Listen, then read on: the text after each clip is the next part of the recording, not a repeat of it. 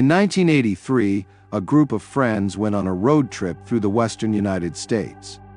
Their route lay through the deserted roads of Nevada, where old legends intertwined with abandoned buildings and strange nights. As the sun began to disappear behind the horizon, the friends noticed a sign that said, "Silent Night Motel 2 miles."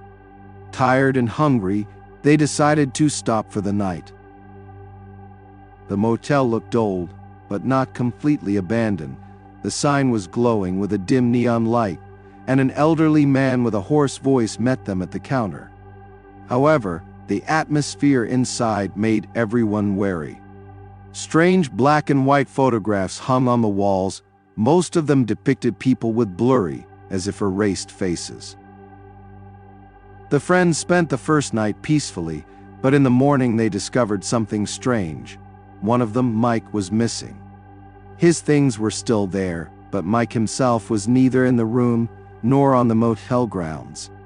The elderly owner claimed that he had not seen him leave.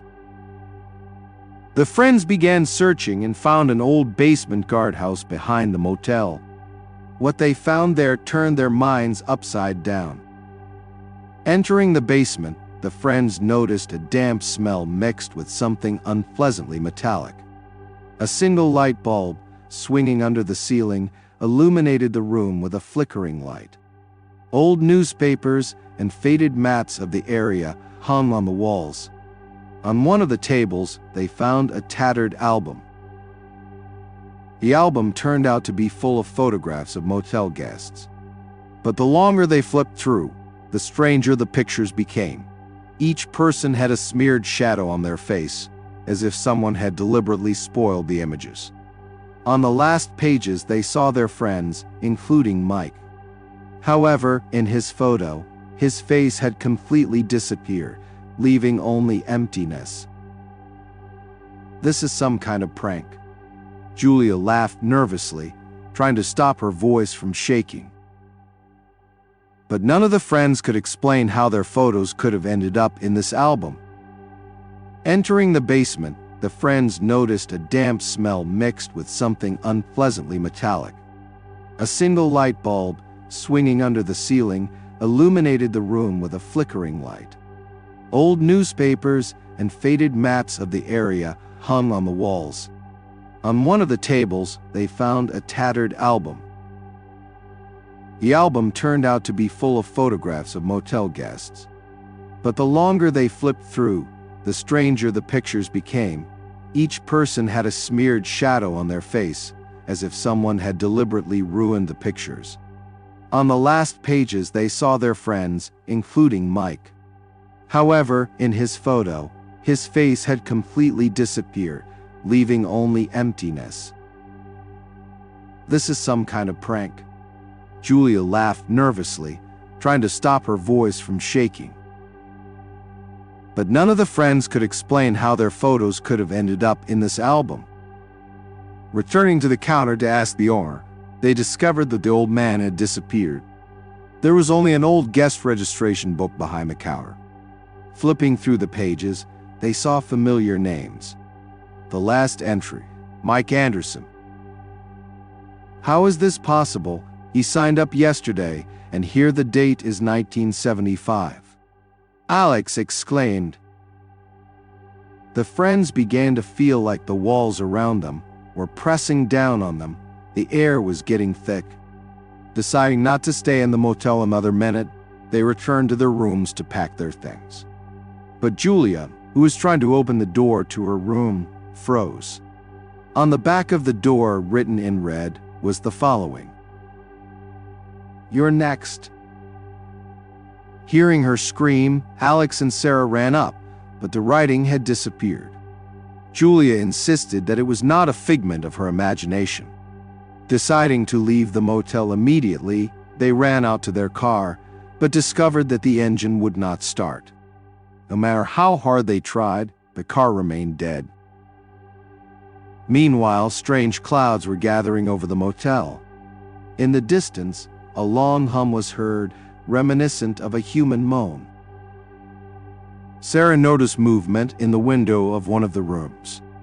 It was Mike. He stood motionless, looking straight at them, but his eyes were empty.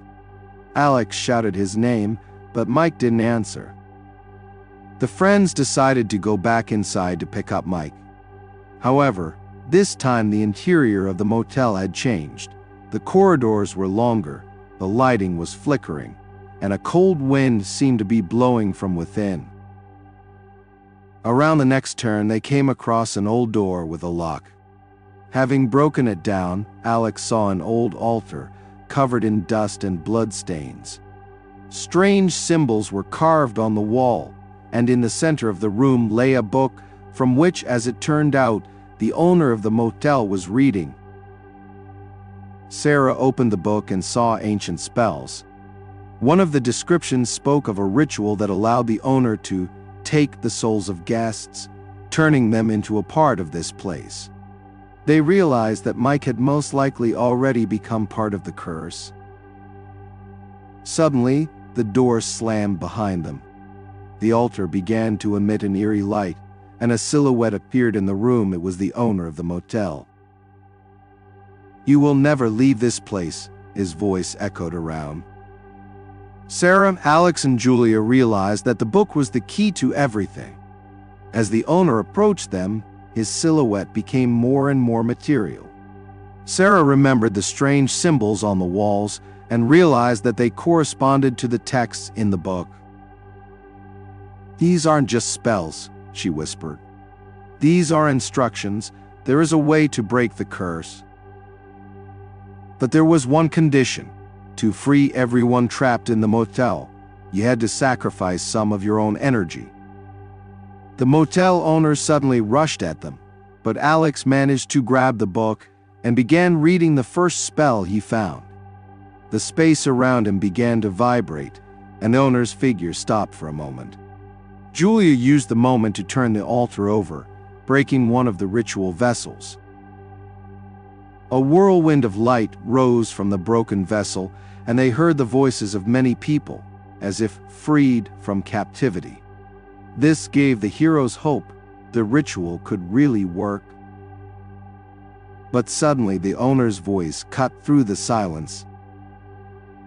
"You think you can leave? Everyone who tries becomes a part of this place forever." Sarah read the final part of the spell, but a personal sacrifice was required to complete the ritual. Someone must stay to close the circle. Alex, without thinking, took a step forward. "Go away, I can handle it." But Julia stopped him. "No, we'll leave here together."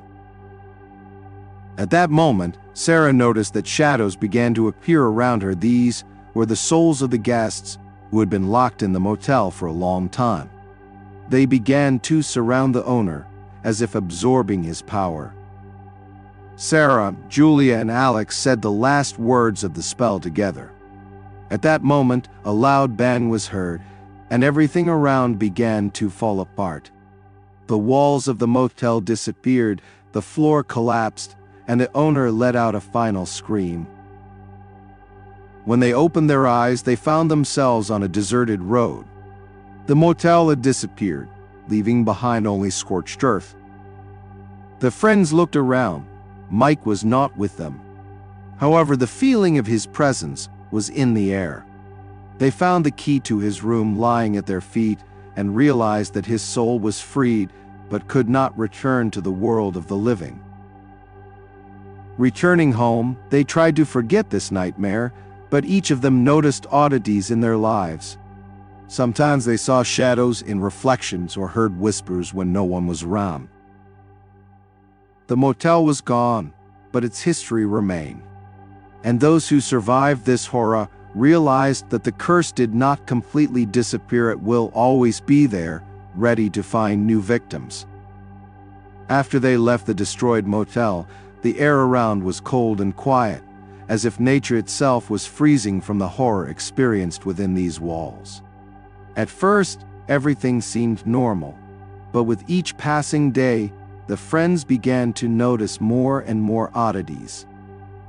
Alex was the first to experience unexplained phenomena. His nightmares became more and more real. The shadows he saw in the motel now haunted him, even in his own home. He would wake up in the middle of the night, hearing someone whispering his name, and there was always the feeling that someone was standing in the corner of the room, looking at him but not moving.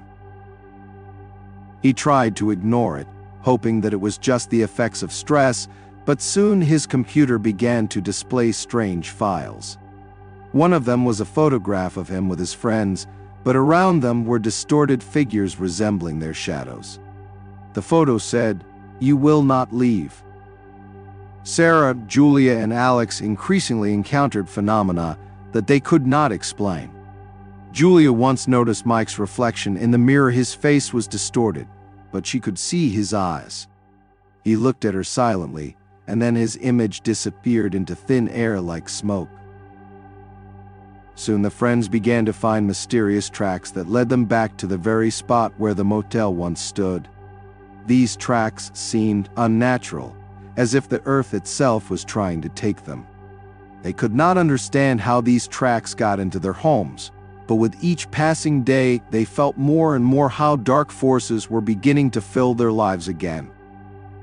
One night, after a night's sleep, they woke up to find that the world around them had changed. Everything was like the old motel, the same dusty roads, old buildings, and unfamiliar faces of people they had never met. Finding themselves in the same place where the Silent Night Motel once was, they realized that they were trapped again. "It can't be," Sarah whispered. "We can't be here again." But they couldn't leave. The motel, as before, was not just a building, it was a place where time and space were violated. The souls that had once been trapped there were now becoming part of this sinister world. When they returned to the old motel, they noticed that something had changed in their perception. The shadows began to come to life, becoming dense and sinister. The motel owner was back, but now his face was a mask of fear, and he said that they had become part of his game. "Anyone who has once been here can never leave," he said, his voice echoing throughout the motel. "You freed me, but now I will take you. All your souls will become part of this place." Before they knew it, each of them was bound to one of the ancient symbols they had seen in the basement. Their bodies were now the power sources to sustain this damned world.